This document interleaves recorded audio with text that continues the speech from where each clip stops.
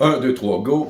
Bonjour tout le monde, j'espère que ça va bien. Mon nom est Eric, la plateforme Boxing Club.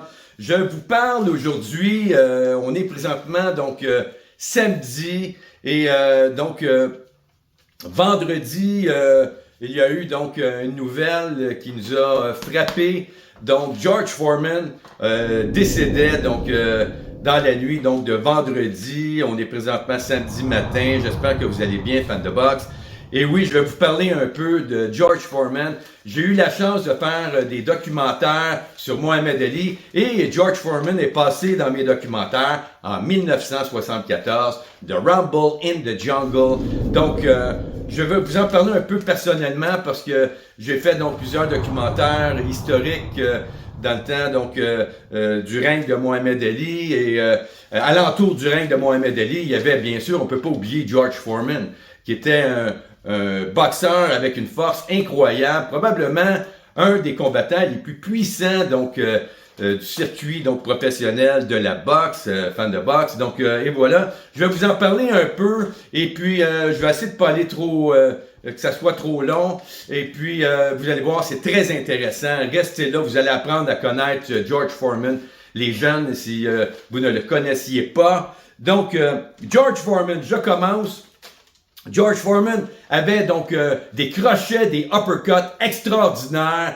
Donc, et il finissait la plupart de ses combats avant la fin donc du 15e round, parce que dans le temps, c'était 15 rounds, après ça a été 12 rounds, mais il gagnait à peu près tous ses combats par KO, fan de boxe, avant la fin donc du combat. Il avait donc des statistiques extraordinaires, 76 combats gagnants, donc avec seulement 5 défaites.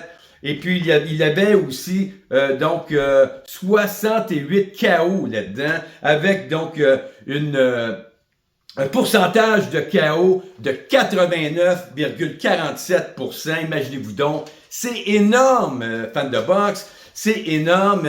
Il a eu quelques défaites donc durant sa carrière, comme j'ai mentionné, 5 défaites. Il a eu des défaites. Et puis, une en particulier, donc, qui était donc en 74, The Rumble in the Jungle à Kinshasa, donc ce combat-là, République démocratique, je crois, du Congo maintenant. Donc, c'était donc un boxeur spécial, attachant aussi,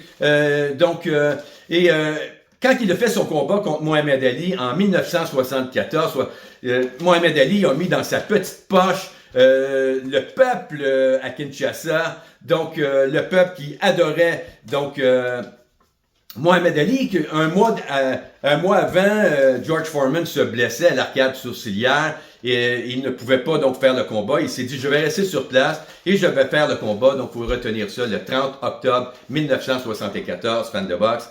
Donc, ce combat-là a été probablement le combat le plus important de George Foreman et le combat aussi le plus difficile pour Mohamed Ali parce qu'il se faisait donc il recevait des coups, c'était extraordinaire comment est-ce qu'il recevait des coups et d'une force extraordinaire. Et puis, même Mohamed Ali avait donc visionné plusieurs des combats de George Foreman et avait vu que George ralentissait à la deuxième partie du combat, vers le 6e, 7e round. Il ralentissait ses ardeurs, il était un peu plus fatigué, donc il manquait il était très fort, mais il manquait de résistance. Ce combattant-là. Et Mohamed Ali l'avait vu. Mohamed Ali qui était un combattant très rusé et durant la pesée, il regardait ses combattants d'une façon anodine, mais non, il regardait vraiment ses combattants, le physique du combattant, les bras du combattant.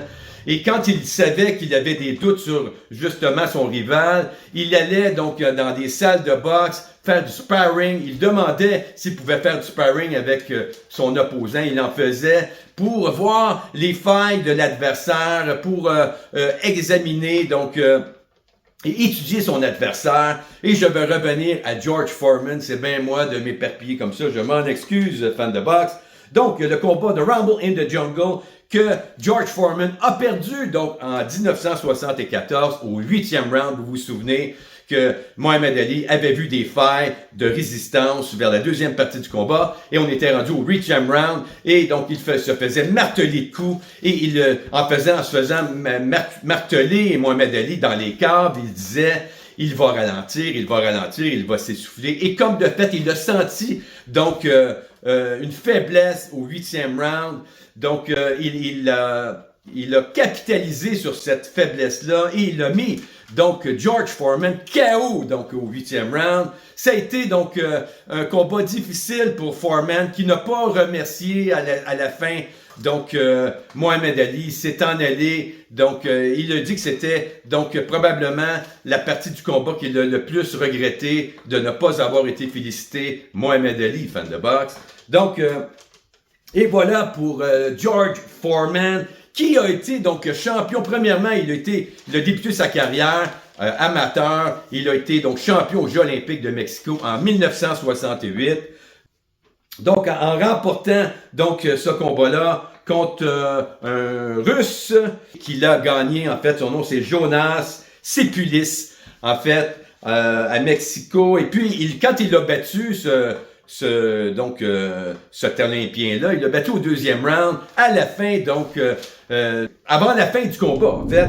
Donc, c'était redoutable. Il avait une puissance extraordinaire. Il avait seulement 19 ans quand il s'est rendu aux Jeux de Mexico, qu'il a gagné, donc, contre son rival. C'était assez extraordinaire. Donc, et puis, comme j'ai mentionné, il a été aussi double champion du monde. Il a été aussi prédicateur. Ce boxeur-là, il est tombé dans la religion, il aimait la religion et puis il est entré dans la religion. Je m'excuse, il n'a pas tombé, il est entré dans la religion, ça fait un peu péjoratif. Donc, il y a eu donc un film qui a été fait sur lui dernièrement, Big George. Vous vous souvenez de ce film-là? Donc, un film dramatique et biographique sur lui-même qui a été réalisé par George Tillman, pardon. Et puis, il a eu un budget pour ce film-là de 32 millions et à la billetterie, il a fait, je crois, c'est 6 millions de dollars à la billetterie, ce film-là. Par contre, c'est ça, donc, en 73 aussi, avant de se battre pour le combat de Rumble in the Jungle, il est devenu champion du monde en battant Joe Frazier.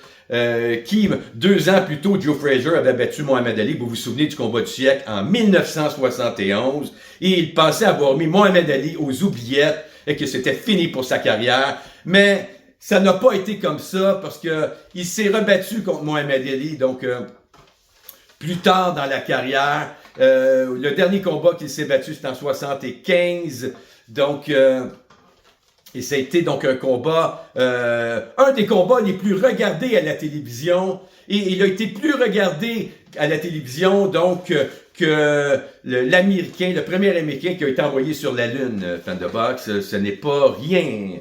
Et voilà. Donc, double champion du monde, Joe Frazier. Et puis, il s'est battu aussi contre Jimmy Young. Il a perdu son combat contre Jimmy Young en 77, le 17 mars 1977. Il a perdu aussi un de ses 5 combats, donc un des combats contre Evander Holyfield, un combat redoutable, mémorable aussi, le 19 avril 1991, qui s'est battu donc contre Evander Holyfield. Il a perdu par décision unanime des juges. Donc, et voilà ce que j'avais à dire sur lui. Donc, il a gagné donc en 73 la WBA, WBC, avant de se battre contre Mohamed Ali. Donc, c'était un humaniste, donc un Olympien.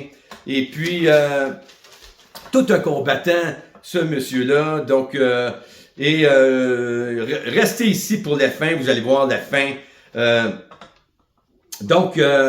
Il s'est battu donc à Kinshasa, un des meilleurs combats qu'il a fait, des plus mémorables en fait. Et il n'est pas perdu, il n'a pas perdu, il ne sait pas, oui, il s'est fait déclasser, mais le combat a été tellement redoutable. Ça a été un des combats les plus difficiles, des plus durs, vraiment des plus durs qu'on n'a jamais vu dans le monde de la boxe.